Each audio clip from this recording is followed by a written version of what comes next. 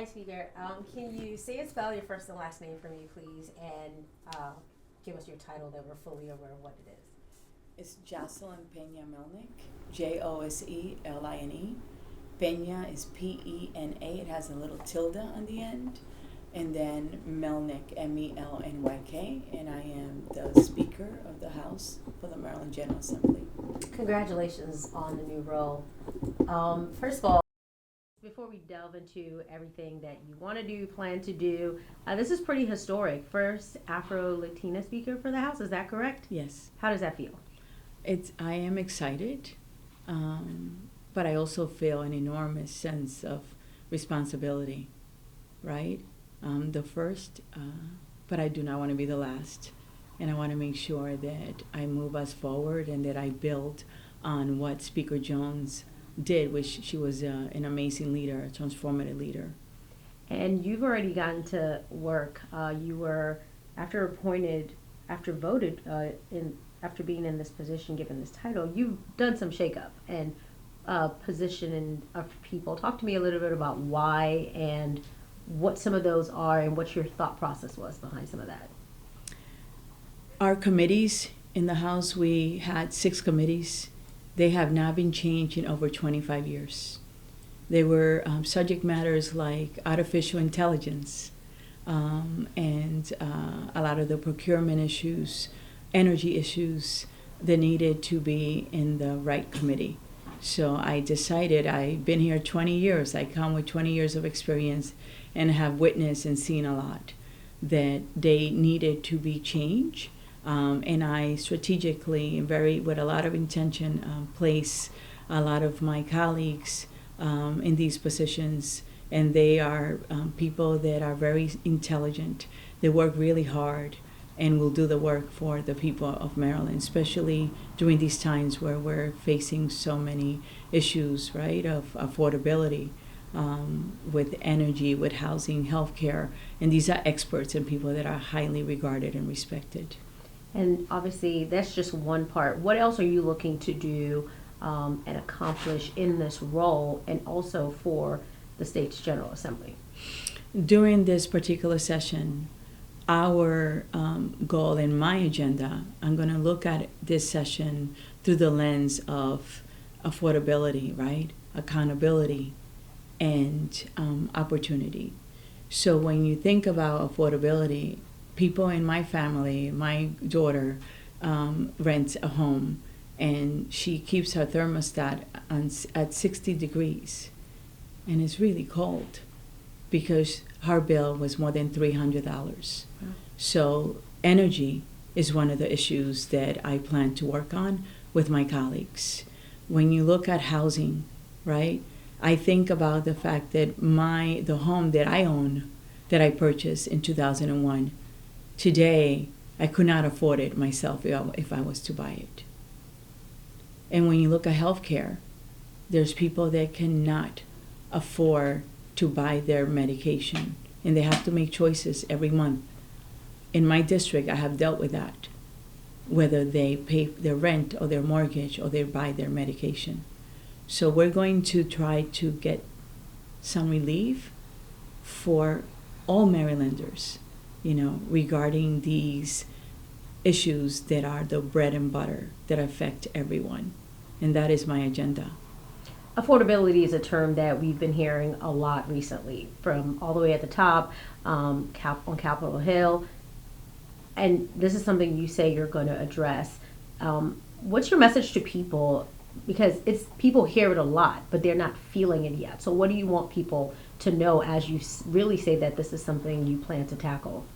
So, for example, on healthcare, right, we're going to be looking at the co-pays, right? We're going to look at when you think about healthcare, Maryland has been a leader. We really have. But the federal government, through that big awful bill, did some things that are going to have a great impact on us. We have 1.5 million people on Medicaid in Maryland. With the work requirements and the redetermination, we're going to lose about 140,000 people that are going to lose their insurance, right? They're going to not have coverage. We're going to have to find solutions this session. So people will feel it.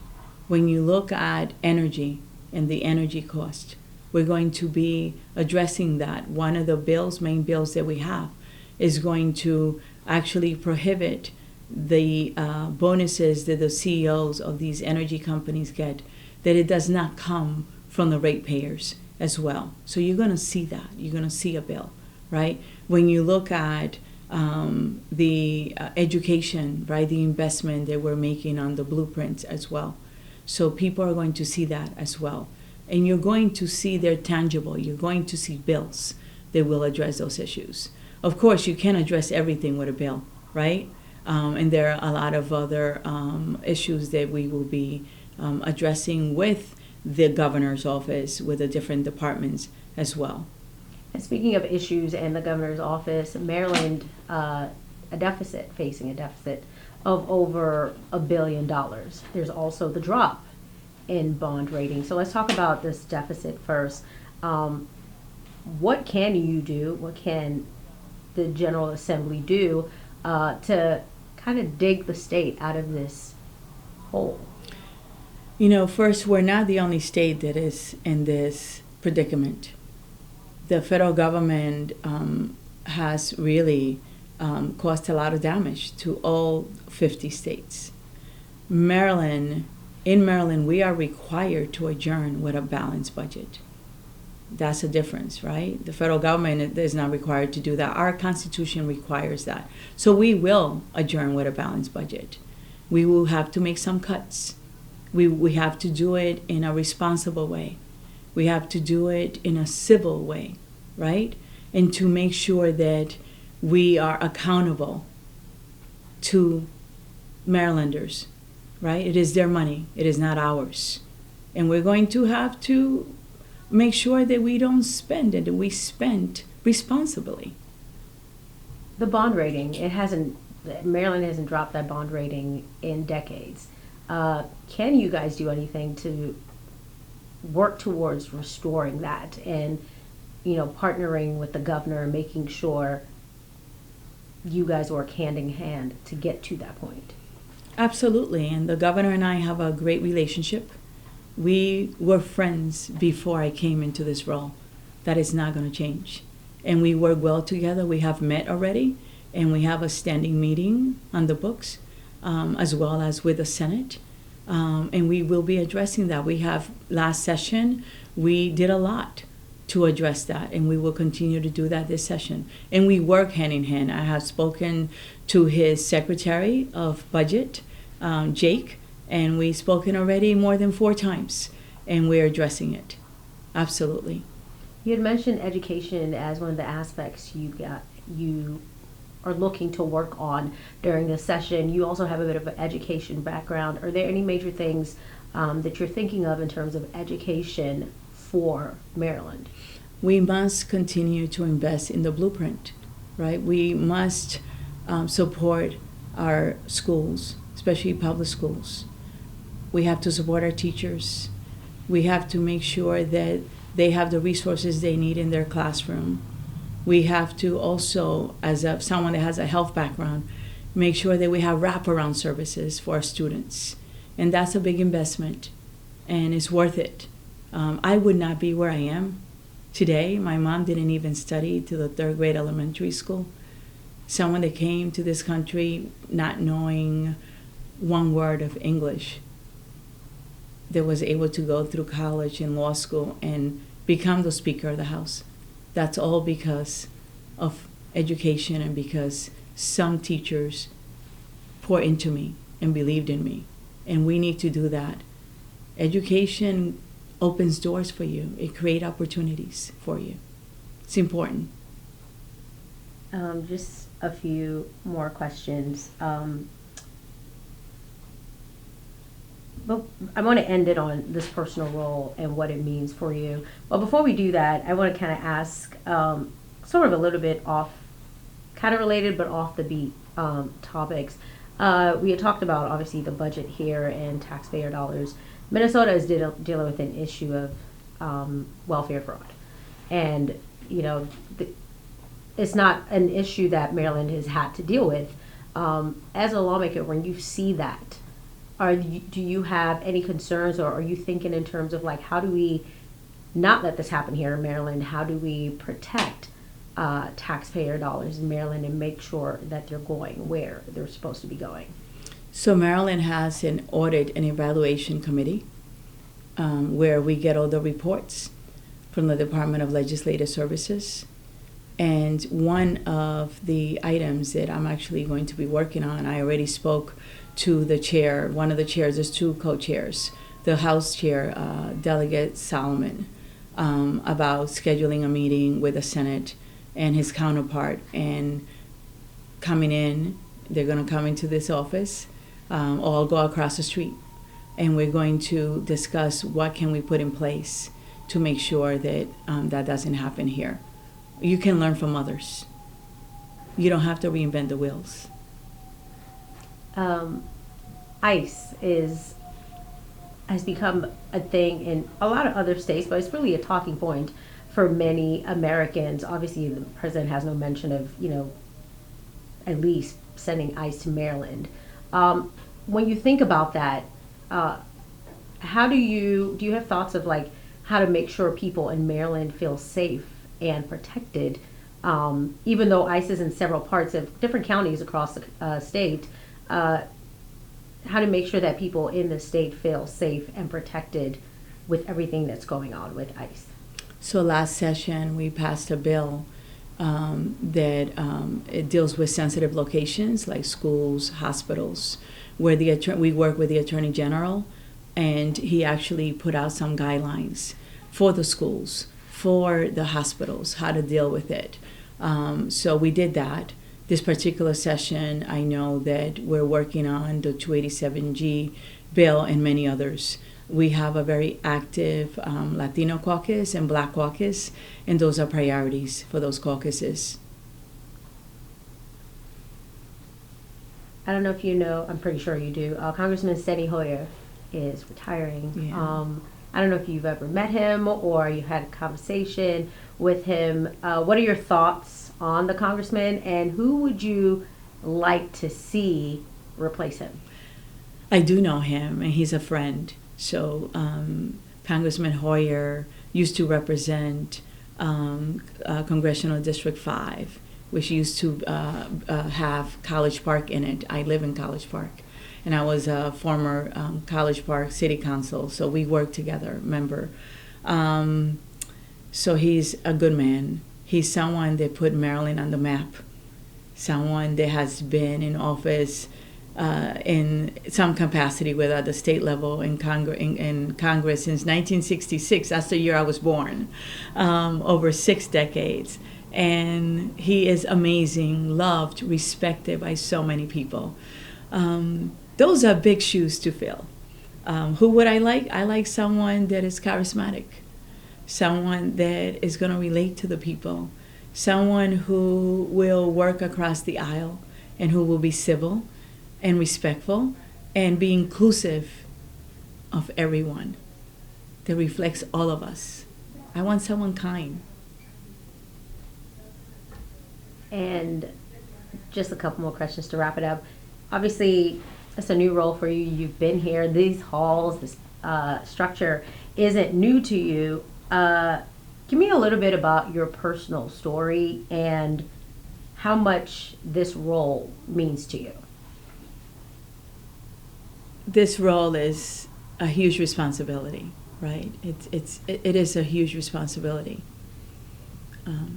I represent the entire state, and whether you come from Baltimore City or you go to Western Maryland, Southern Maryland, the Eastern Shore, I care about everyone. I was born in the Dominican Republic.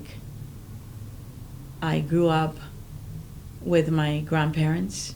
My grandparents lived in a tiny little house that had cement floor. It had metal roof. They had holes in it. That when it would rain, we would run quickly to get pots to put under it. My bathroom was a latrine, a hole. My toilet paper was dry corn husk and newspaper. When you come from that background, there's no way that you forget that just because I'm here. That actually has made me a delegate that cares and that can relate to the people that I represent, especially during these times where people are struggling, to afford to pay for their mortgage, their rent, their medication, food. I can relate to that because my family has experienced it. But I also know what the opportunities I was presented with, how they allow me to be here today. And I want others to have those opportunities because it's doable if we invest and we're intentional about it. And if we're fair and we're inclusive of everyone, it is doable. I am a living example of that it can happen, right? I'm the American dream when you're given opportunity and when someone cares about you and pours into you. And that is how I want this House to legislate and think about it with a wide angle and in an inclusive manner. It can be done.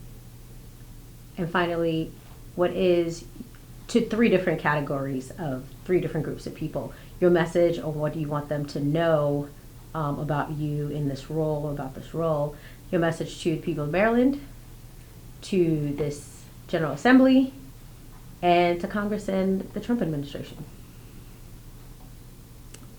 That's a loaded question. I want to first say thank you to my colleagues for believing in me, because they had other choices, and I don't take that for granted. I want to thank the Speaker Jones, for paving the way for me to be able to see myself in her, right? There's a saying that says that you can be what you can't see. She made it possible, right? And I don't take that for granted. I want the people of Maryland to know that this is their house and that they have a voice and that I see them and that they will be heard, regardless of where you come from. I want Congress to know that if you invest in people, if you pour into them, if you invest in education and you give someone an opportunity, that they can do great things in society and that it's worth it. I want them to remember that we are human beings made out of bones and flesh, but that we care and that we're worth being given an opportunity. I want them to remember where they come from and why they're there. It's important because when you invest in people, you're going to get a huge return. I approve of that. And I'm not going to forget where I come from. I'm going to work hard, continue to work hard. And my colleagues are very supportive and they're on board. I'm optimistic. Is there anything else you want to say, add, mention that I did not ask you about? No, I think you were pretty thorough. I want to thank you for making the time to come here. And I'm excited. I'm excited for this role. Well, congratulations again on the role, and it's so nice to meet you. Good luck. And thank you. Amen. From your mouth to God's ears.